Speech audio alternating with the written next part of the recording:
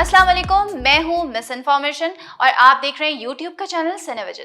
और जी, आप मिलेंगे यहाँ पे उन सेलिब्रिटीज से जिनको आप देखना चाहते हैं, सुनना चाहते हैं और उनकी वो बातें सुनना चाहते हैं जो वो कहीं और नहीं बताते।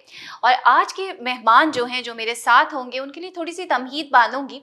और वो तमहीद ये है कि जब इंसान दुनिया में आता है, जब एक बच्चा दुनिया में आता है, तो उसको ग़िज़ा के बाद जिस चीज़ की ज़रूरत पड़ती है वो है लिबास। और वो लिबास कुछ दिनों तक दूसरे उसके लिए मुंतखब करते हैं और कुछ दिनों के बाद उसे अपने लिए खुद वो लिबास मुंतखब करना होता है। और उस मुंतखब करने के लिए एक आर्ट होता है, खूबसूरती होती है उस लिबास को पहनने की। और इस खूबसूरती की समझ हर एक को नहीं होती, और जिन लोगों को होती है उनमें से एक नुमाया नाम, हमारे मुल्क का नुमाया नाम, बल्कि दुनिया में वो एक नाम कमा चुके हैं, आसिम जोफा। आसिम जोफा हमारे साथ हैं, बात करेंगे हम आसिम जोफा से। अस्सलाम वालेकुम। वालेकुम अस्सलाम। कैसे हैं आप? बिल्कुल ठीक। आसिम जोफा एक बहुत बड़ा नाम, दुनिया जानती है माशाल्लाह आपको। क्या कितना टाइम लगा इस स्टेज पे आने पे? क्या पीछे स्ट्रगल्स रही?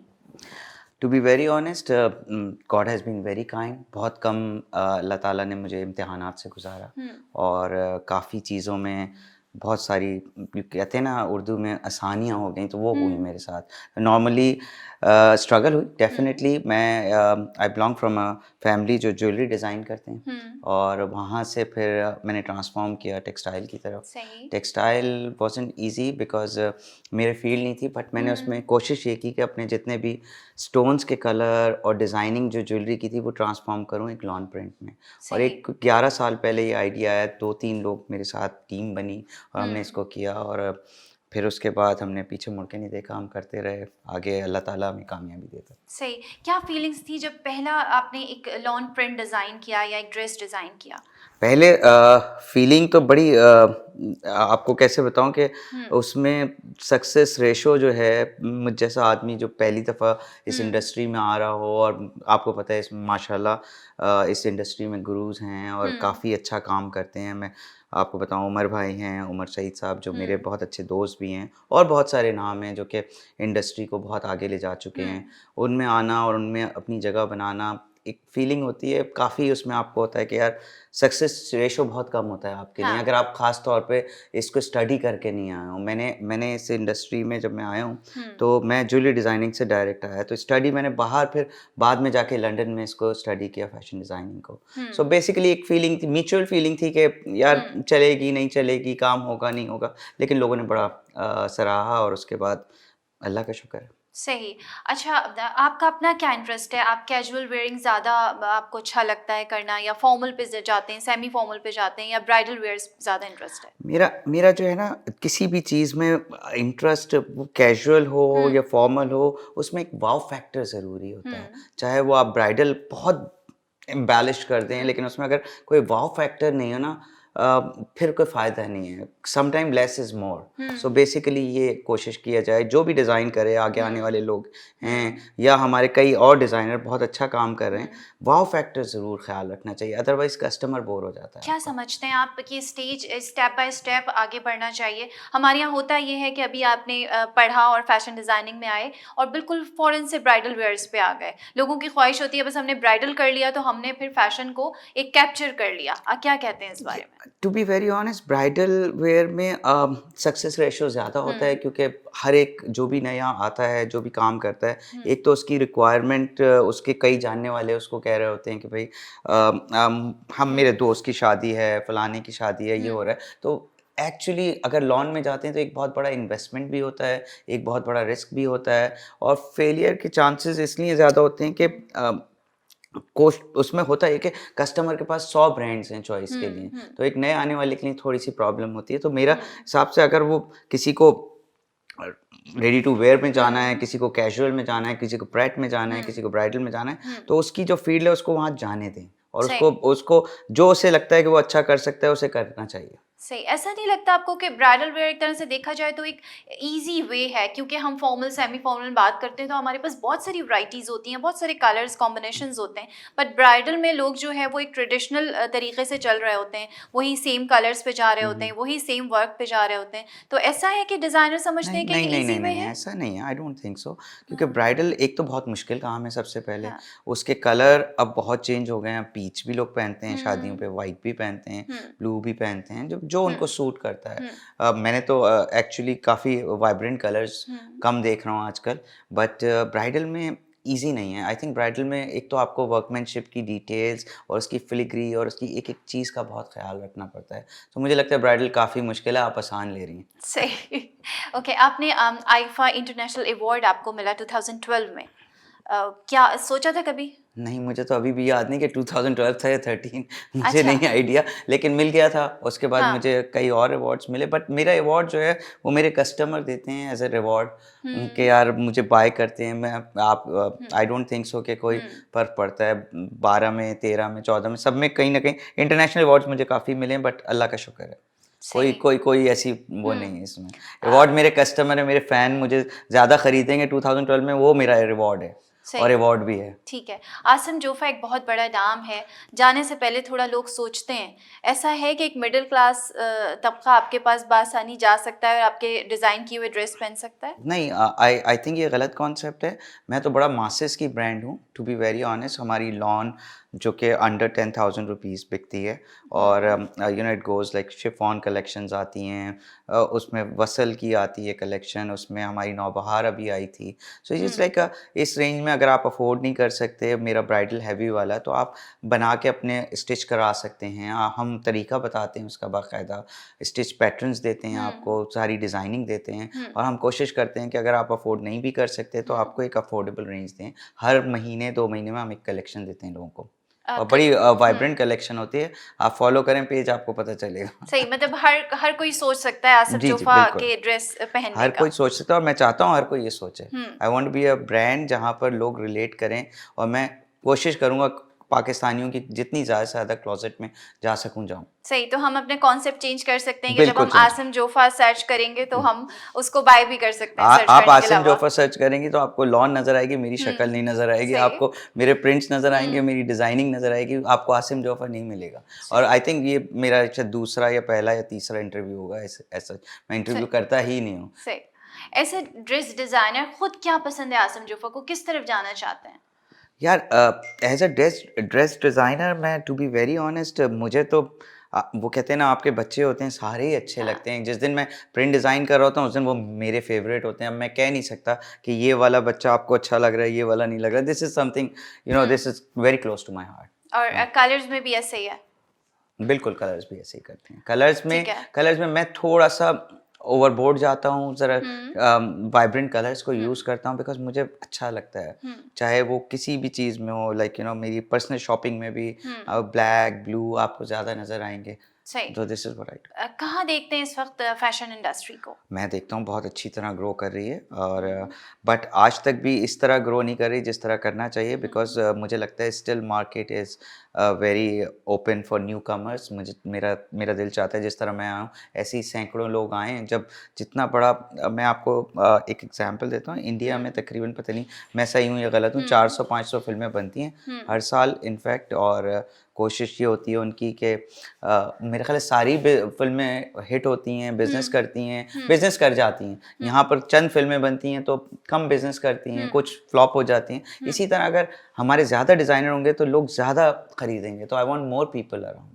अच्छा, आसिम ये बताइए, अभी कोविड की वजह से हर इंडस्ट्री पे बड़ा फ़र्क पड़ा है, बड़ा इकोनॉमी पे फ़र्क पड़ा है। फैशन इंडस्ट्री को क्या मुश्किलात का सामना है इस वक़्त? बिज़नेस पे ज़रूर फ़र्क पड़ा है। ऑनलाइन शॉपिंग बढ़ गई है, और जो रिटेल है वो कम होनी भी है और आगे चल के भी कम होनी है। जैसे कि आप अमेरिका और दूसरी कंट्रीज़ में देखेंगे तो मॉल्स बंद हो रहे हैं, कम वहाँ पर जगह कम होती जा रही है, और लोग ऑनलाइन पे ज़्यादा बिलीव कर रहे हैं। सही। तो एक्चुअली बिज़नेस पे फ़र्क पड़ा है, और मैं कहता हूँ कि हम लोगों की जानें सलामत हैं, यही बहुत बड़ा तोहफ़ा है इस साल का हमारे लिए।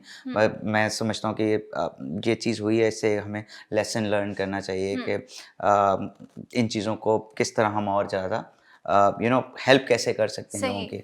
मतलब ऑनलाइन, लेकिन हमारे यहाँ एक लोगों का रिस्पॉन्स उसके ऊपर बड़ा अच्छा हो गया है। Online is always going very well माशाल्लाह। लेकिन लेकिन सेल कम हुई इसकी है। वजह से ऑनलाइन की बिज़नेस को काफ़ी बढ़ा है, यू नो, सही। काफ़ी इन्होंने ग्रो किया है इनफैक्ट। ठीक है। अच्छा, कोविड की बात की हमने, आपने डिज़ाइनिंग के हवाले से मैंने सुना आपके बारे में कि आपने कोविड से जो ड्रेस होते हैं वो भी डिज़ाइन किए हैं। जी, मैं आपको ये बड़ा हुँ, इंटरेस्टिंग वाक़या है, आपने सवाल पूछ लिया तो मैं बताता हूँ। हुँ, एक्चुअली कोविड जब शुरू हुआ और हुँ, लॉकडाउन शुरू हुआ तो मैंने भी अपने घर में हुँ, लॉकडाउन कर लिया और 3-4 दिन बाद मुझे ये फ़ील होने लगा और मुझे भी ये हुँ, होता है कि यार मैं भी सेफ़ हो गया हूँ कि भई मैंने अपने घर में अपने नौकरों को भी अपने साथ ही कर लिया और सही। गेट लॉक कर दिया और हुँ, जो हुँ, ग्रोसरी आ रही थी वो हुँ, 3 दिन बाद आ रही थी।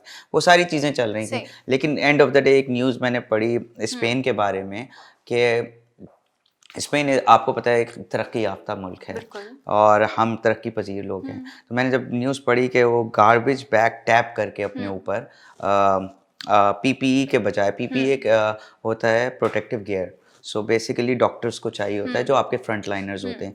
जब मैंने पढ़ा कि वो अब स्पेन जैसी जगह पे जब वो हुँ, शॉर्टेज है और शॉर्टेज भी इतनी हद में है कि वो गार्बेज बैग पहनते थे और अपने पेशेंट्स के पास जाते थे टू सेव देम। हुँ, हुँ, तो मैंने कहा पाकिस्तान तो वैसे भी इतनी हम लोग तो किसी चीज़ के लिए रेडी नहीं होते, हमारे पास तो हुँ, एम्बुलेंस भी नहीं होती, हुँ, हमारे पास तो क्या वो जो फायर स्टेशन तक भी सही, सही तरह नहीं है, बिल्कुल। तो हुँ, हम कैसे इक्विप्ड हैं? तो मेरे ज़हन में एक ख़्याल आया कि भई मैं इस पे ट्राई करता हूँ इसका सही है। पैटर्न बनाने हाँ, की। सो पैटर्न बनाने के लिए फिर मैंने अपनी टीम को कॉल किया। हुँ, हालाँकि उस ज़माने में ये हाल था कि आप एक भाई दूसरे भाई से नहीं मिल रहा था, हुँ, सिर्फ़ ये हुँ, हालात थे। हुँ, तो बट मेरी टीम का बहुत शुक्रिया कि मेरी ये क्रेडिट मेरी टीम को जाता है कि हुँ, मेरे जो मेन कारीगर और मेन जो टीम हुँ, थी, लड़कियाँ, लड़के हम सब बैठे और मैंने उनको गाइड किया। मैंने पहले हुँ, पढ़ा इसके बारे में कि ये बनता कैसे है, हुँ, इसमें मटीरियल क्या यूज़ होता है। सो बेसिकली वो मैंने पाकिस्तान में सबसे पहले जाके उसको प्रोटोटाइप अप्रूव कराया जो कि डॉक्टर सीमी जमाली हुँ, हमारी जिन्ना हॉस्पिटल की हेड हैं इसकी हुँ, कोविड की। तो उन्होंने बेसिकली इसको अप्रूव किया और अप्रूव हुँ, करके फिर हमने पूरे पाकिस्तान में काफ़ी आई सही। थिंक 600 इंस्टीट्यूशंस को हमने फ्री ऑफ कॉस्ट दिया है which is oh! Around 10,000 hmm, hmm, pieces. Hmm, और वो हमने किसी से कोई डोनेशन नहीं लिया, हमने लोगों को किया और ये give back to the country था मेरी तरफ से। ज़बरदस्त। लेकिन सबसे बड़ी बात ये हुई कि हाँ, आज तक पाकिस्तान में आपको ये नहीं हुआ होगा कि हुँ, पाकिस्तान का पहला प्रोटोटाइप डिज़ाइन हुआ था हुँ, और पहला प्रोटोटाइप अप्रूव हुआ था हुँ, हिस्ट्री में। हुँ, पीपी आज उससे पहले चाइना से $100 का पर पीस आता था सही। और वो अब सियालकोट में भी और पूरे हुँ, पाकिस्तान में हुँ, हमारा पैटर्न यूट्यूब से फॉलो करते हुए वो लोग बना रहे हैं और ज़बरदस्त। कई लोगों का रोज़गार भी है, अल्लाह ताला हाँ, उनको और मज़ीद दे बट बहुत अच्छा काम हो रहा है। हम इस वक़्त अल्लाह ज़बरदस्त। का शुक्र है एक इंडस्ट्री डेवलप हो गई है। अब हम हुँ, पाकिस्तान एक्सपोर्ट करने जा रहा है पीपीई हुँ, और हमने इससे कोई आज तक मैं आपके चैनल पे कह सकता हूँ कि हमने हाँ। इससे एक पैसे कभी कमाए नहीं और हमने ये एक for the give back to the country किया है। Great, great. अच्छा आसिम, आपके प्लांटेशन के हवाले से भी कुछ सुनने में आई हैं चीज़ें? मुझे असल में शौक है इन चीज़ों का। हुँ, मैं कोशिश ये करता हूँ कि ज़रा ग्रीन रखूँ अपने घर को भी। हुँ, तो जब मैं 2 तलवार 3 तलवार से गुज़रता था, हुँ, तो मुझे ये होता था यार ये तो बड़ा ग्रीन होता था। एक ज़माने में हुँ, फाउंटेन चलता था जब मैं छोटा था तो हुँ, 7-8 साल से वो बैरन पड़ा हुआ था। तो हुँ, मैंने रिक्वेस्ट की वहाँ के डिप्टी कमिश्नर थे कि भई आप मुझे ये दे दें, हुँ, तो मैंने उसको ग्रीन करना है और इसको फाउंटेन चलाना है। ख़ैर वो एक लॉन्ग स्टोरी है कि वो देख के मुझे फिर 13 मोर राउंड अबाउट्स उन्होंने हाँ, दिए और फिर मैं वो भी मेंटेन कर रहा हूँ, लेकिन उसमें भी मुझे काफ़ी प्रॉब्लम्स आती हैं। कभी कोई कहता है ये वाला राउंड अबाउट इसको दे दो, ये हुँ, वाला राउंड अबाउट हुँ, ग्रीन हो गया। जैसे ही हुँ, बच्चे बड़े हो जाते हैं वो लोग आ जाते हैं कि भाई ये हमें दे दो। So hmm, this is what I am going through but मैं आपके चैनल पे नहीं कहना चाहता, लेकिन हुँ, मैं उसमें काफ़ी प्रॉब्लम में आ जाता हूँ सही। और फिर मैं कोर्ट में जाता हूँ, कोर्ट से कहता हूँ हुँ, मैंने ग्रीन किया है, फिर लोग कहते हैं यार फिर वो कोर्ट हमारे हक़ में फ़ैसला देता है, फिर हुँ। हम जाते हैं कि जी कोर्ट ने हक़ में फ़ैसला दे दिया, फिर जाके वो काम करते हैं but it's a long race. सही। आसिफ, जी। अच्छा एक तो ये तो प्रॉब्लम थी जो आपने हमारे चैनल के थ्रू बताई भी, और आप एक बहुत अच्छा काम कर रहे हैं। इतना बड़ा जो सफ़र गुज़रा है, कामयाबी का सफ़र जो गुज़रा है, उसमें कहीं कोई मुश्किल आई हो, कोई ऐसा क्लाइंट हो जो आपको याद रह गया हो?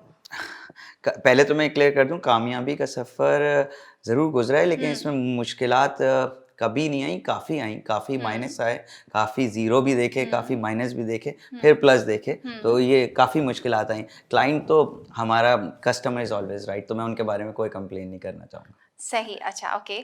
सारे काम कर लिए हैं आपने माशाल्लाह, आप सोशल वर्क भी कर रहे हैं, प्लांटेशन कर रहे हैं, यकीनन अब हमारे शहर को ग्रीन कर रहे हैं, ये एक नेकी का काम है। आपने ड्रेसेस भी बना लिए कोविड के लिए, इन फैशन इंडस्ट्री में भी एक बड़ा नाम है। अब क्या क्या कोई ऐसा ड्रीम है अभी आसिम जोफ़ा के पास जो अभी पूरा करना रह गया हो?